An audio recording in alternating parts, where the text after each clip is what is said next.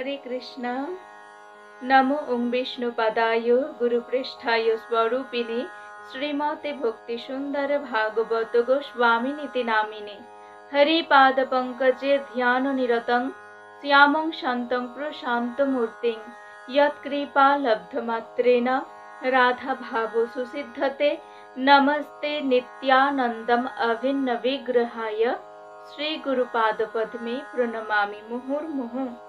वाञ्छाकल्पतरुभ्यश्च कृपा सिन्धुभ्य एव च पतितानां पावनेभ्यो वैष्णवेभ्यो नमो नमः।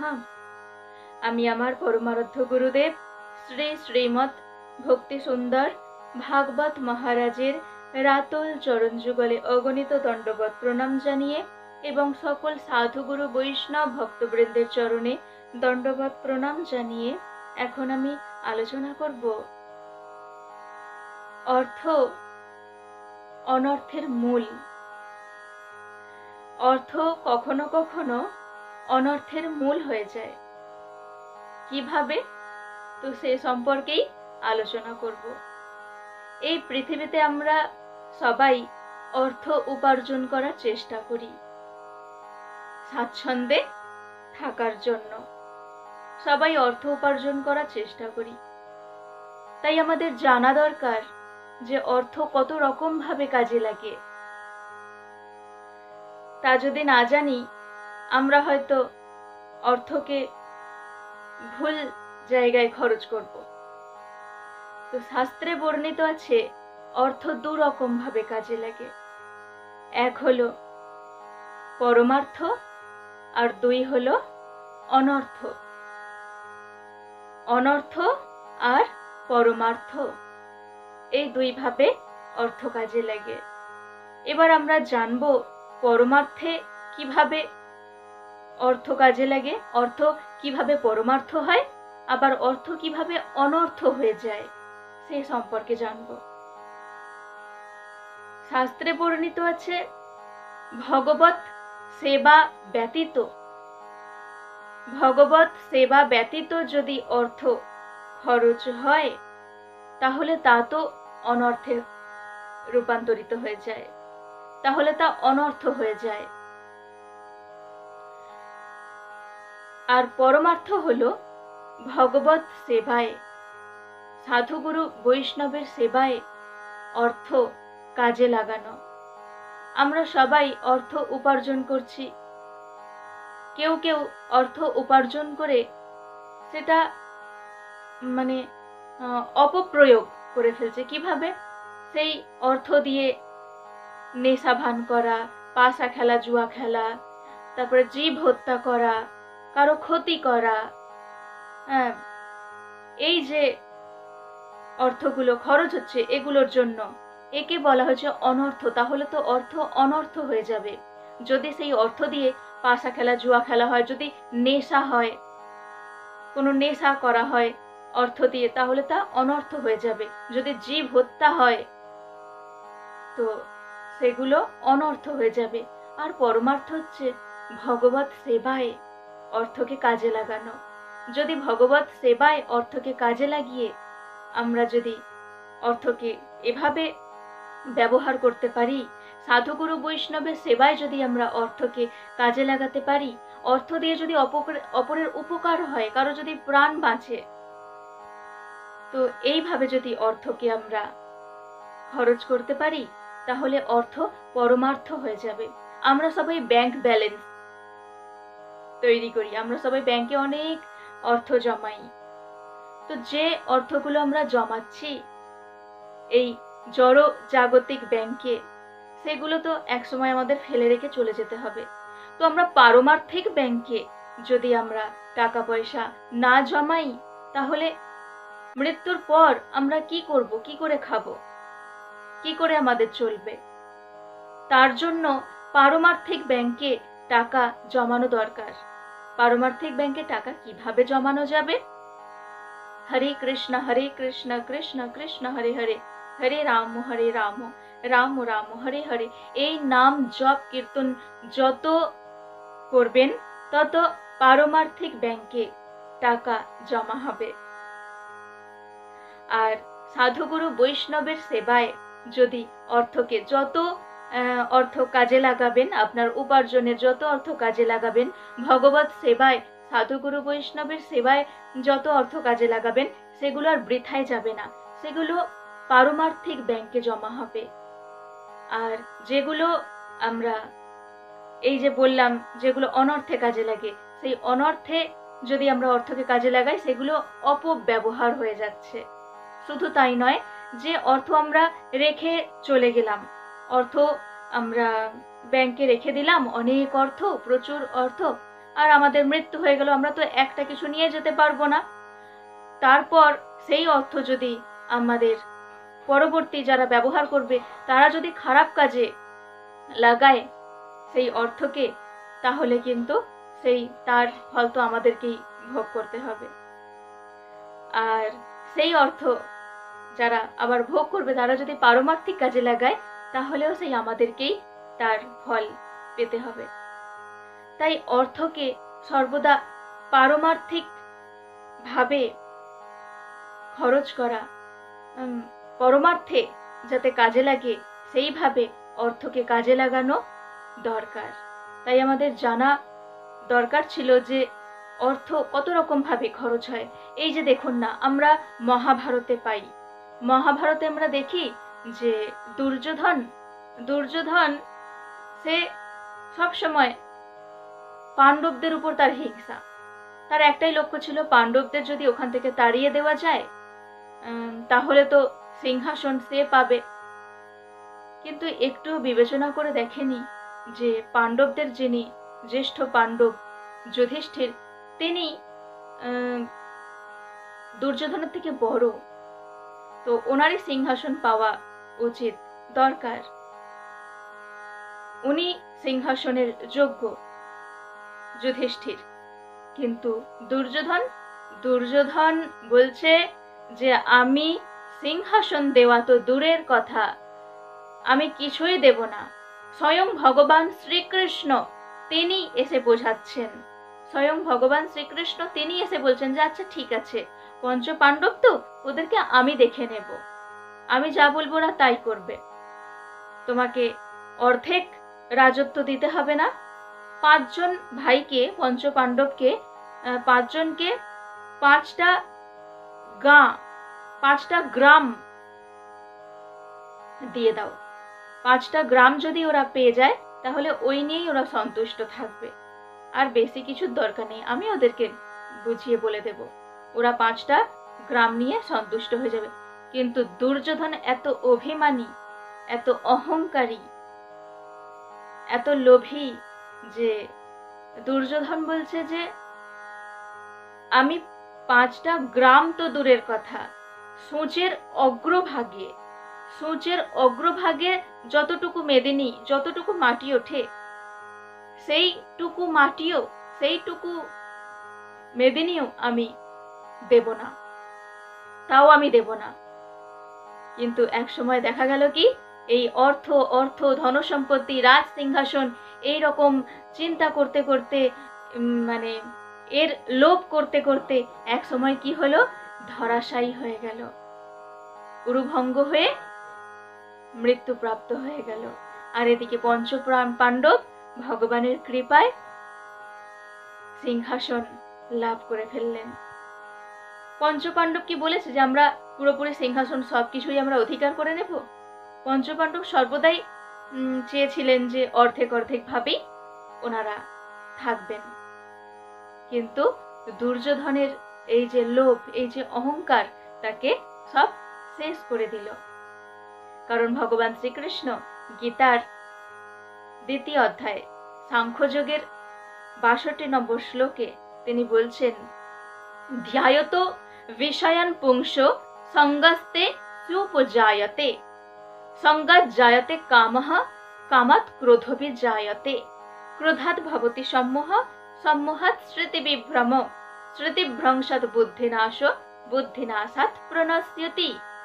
অর্থাৎ বিষয়ের চিন্তা করতে করতে সেই বিষয়ের সাথে সঙ্গ লাভ করতে ইচ্ছা যায়।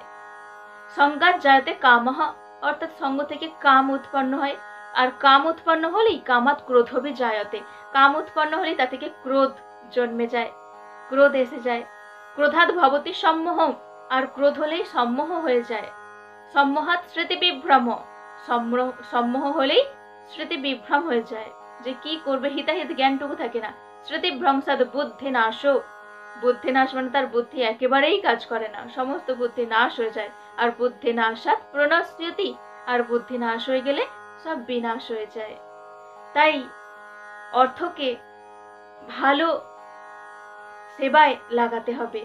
দুর্যোধন যদি পঞ্চপাণ্ডবের মতো ভগবত সেবায় নিজের সবকিছু সমর্পণ করত, তাহলে কি এরকম হতো?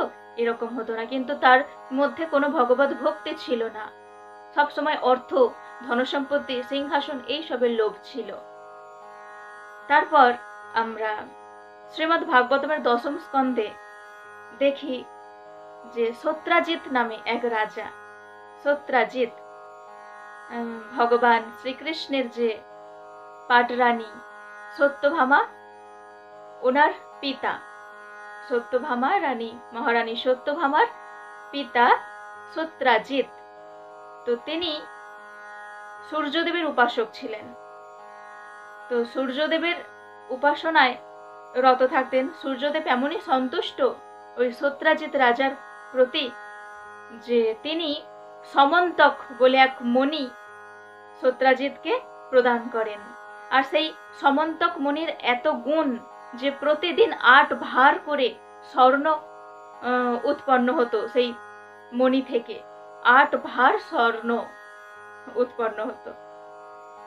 এবার যখন সেই মণি সত্রাজিৎ রাজার কাছে থাকতো, সত্রাজিৎ রাজা সেই মণিকে সবসময় গলায় ঝুলিয়ে রাখতেন। যখন থাকতো সেই মণি, তখন যেন মনে হতো যে সূর্য, স্বয়ং সূর্যদেব এই পৃথিবীতে নেমে এসেছেন। সেই মণি এমন, সত্রাজিৎকে দেখে যেন মনে হতো যে স্বয়ং সূর্য। তো ভগবান শ্রীকৃষ্ণ সত্রাজিৎকে, রাজা সত্রাজিৎকে বোঝালেন প্রথমে যে এই মণি আপনার কাছে না থেকে আপনি যদুরাজ উগ্রসেনকে প্রদান করুন, আপনার কাছে থাকা ঠিক নয়। এভাবে ভগবান বলেছিলেন। তখন সত্রাজিৎ কিছুতেই রাজি হননি। তিনি বলছেন, কি আমার এত সুন্দর মণির দিকে এরকম লোভ? এরকম তিনি ভেবে মণি নিজের কাছেই রেখে দিলেন। তিনি যদি ভগবানের কাছে যদি সমর্পণ করে দিতেন তাহলে অনেক ভালো হতো। তো একদিন সেই সত্রাজিৎ রাজার ভ্রাতা প্রসেন, তো সেই প্রসেন এখন গলায় ওই সমন্তক মণি ঝুলিয়ে আর বনের মধ্যে গেছেন, ঘোড়ায় করে বনের মধ্যে এদিক ওদিক ভ্রমণ করছেন। দেখে তো মনে হচ্ছে যেন পুরো সূর্যদেব।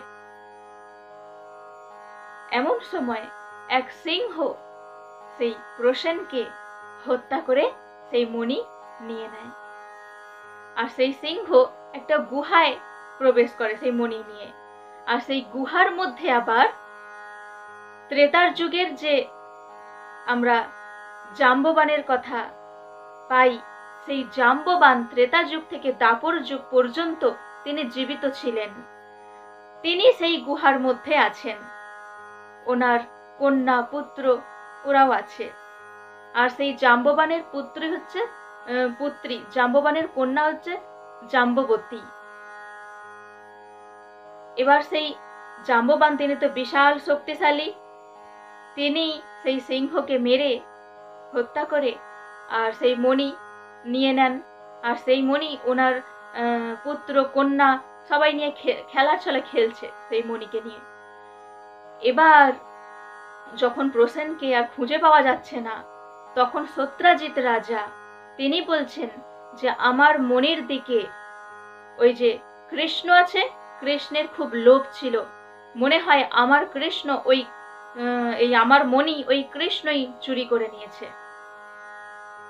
আমার মণি, সমন্তক মণি কৃষ্ণ নিয়ে নিয়েছে।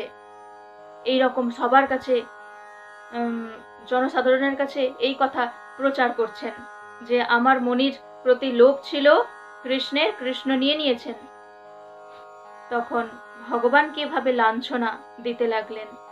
ভগবান তখন বললেন যে তাহলে তো আমাকে ব্যবস্থা করতেই হবে, এরকম আমাকে, আমি ভালোর জন্য বলেছিলাম মণি এখানে রেখে দিতে, দিয়ে দিতে, তো মণি দেননি। এবার মণি যখন পাওয়া যাচ্ছে না, তখন এবার আমার উপর দোষারোপ হচ্ছে। ভগবান তখন তিনি কি করলেন, তিনি বনের মধ্যে গেলেন। তিনি তো অন্তর্যামী, তিনি তো সব কিছু জানেন যে মণি কোথায় আছে। তিনি তখন বনের মধ্যে গিয়ে এবার সেই সমন্তক মণিকে উদ্ধার করলেন জাম্ববানের কাছ থেকে। অনেক কাহিনী আছে, অনেক ঘটনা আছে। তো জাম্ববান যখন বুঝতে পারলেন যে ত্রেতা যুগের ভগবান শ্রী রামচন্দ্র, তিনি দাপর যুগে শ্রীকৃষ্ণ, তো তিনি তখন ভগবানের চরণে পতিত হলেন এবং ভগবানকে চিনতে পেরে, ভগবানকে বুঝতে পেরে নিজের কন্যা জাম্ববতীকে ভগবানের চরণে সমর্পণ করে দিলেন, ভগবানের চরণে প্রদান করে দিলেন। তারপর সেখান থেকে মণি নিয়ে ভগবান ফিরে এসে সত্রাজিৎ রাজাকে বললেন যে এই দেখুন আপনার মণি। সমস্ত বৃত্তান্ত বললেন। তখন তো রাজা সত্রাজিৎ খুব লজ্জিত হলেন যে ইস, আমি কিরকম অজ্ঞানতাবশত শ্রীকৃষ্ণকে এরকম যাতা বলছিলাম, খুব লজ্জিত হলেন। তারপর তিনি এবার নিজের মণি আর নিজের কন্যা সত্যভামাকে ভগবান শ্রীকৃষ্ণের চরণে নিবেদন করলেন, ভগবান শ্রীকৃষ্ণকে প্রদান করলেন নিজের কন্যা সত্যভামাকে। ভগবান তো সত্যভামাকে গ্রহণ করলেন ঠিকই, কিন্তু বললেন যে না, যে মণি আমি এক সময় বলেছিলাম যে রাখতে, সেই সময় যখন আপনি শোনেননি, তখন এই মণি আপনার কাছেই থাক, আমি আর নেব না। তখন সত্রাজিৎ তো সেই মণি নিজের কাছেই রেখে দিলেন ভগবানের, তখন ভগবানকে দেননি, আর এখন দিয়ে কি হবে। তো সেই মণির লোভে, দেখুন অর্থের কেমন লোভ, সেই মণির লোভে শতধন্না নামে একজন, রাজা সত্রাজিৎ যখন ঘুমাচ্ছেন নিদ্রারত অবস্থায়, তখন শতধন্না সত্রাজিৎকে হত্যা করে সেই মণিকে হরণ করে নিলেন। তাহলে দেখুন অর্থ কেমন হচ্ছে।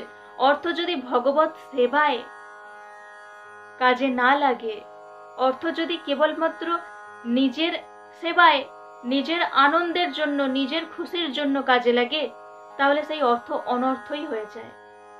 ভগবত সেবা ব্যতীত সব অর্থ অনর্থ হয়ে যায়। তো রাজা সত্রাজিতের প্রাণ চলে যায় শুধু ওই মণির জন্য। তো সেই জন্য বলা হয়েছে যে অর্থ যেমন পরমার্থে কাজে লাগে, অর্থ তেমন অনর্থ হয়ে যায়। তাই আপনারা এবার থেকে যখন অর্থ খরচ করবেন, তখন এবার ভেবে চিন্তে করবেন। এতদিন যা খরচ করেছেন, এবার বুঝে নিন যে অর্থ কেমন জায়গায় কাজে লেগেছে, পরমার্থে নাকি অনর্থে। ভগবানের জন্য যদি আপনি সেবা করেন অর্থ দিয়ে, তাহলে নিজের সেবা এমনিতেই হয়ে যাবে। ভগবানের জন্য, ভগবানের সেবায় যদি কাজে লাগান, তাহলে নিজের সেবাও এমনিতেই হয়ে যাবে। ভগবানের সেবা করলে নিজের সেবার জন্য আর চিন্তা করতে হবে না। আর সাধুগুরু বৈষ্ণবজন তো ভগবানের একান্ত প্রিয়জন। সাধুগুরু বৈষ্ণবের সেবায় যদি অর্থকে কাজে লাগান, তাহলে ভগবান অতি প্রসন্ন হবেন। সবাই আমার সাথে বলুন, হরে কৃষ্ণ কৃষ্ণ কৃষ্ণ হরে হরে, হরে রাম রাম রাম হরে হরে।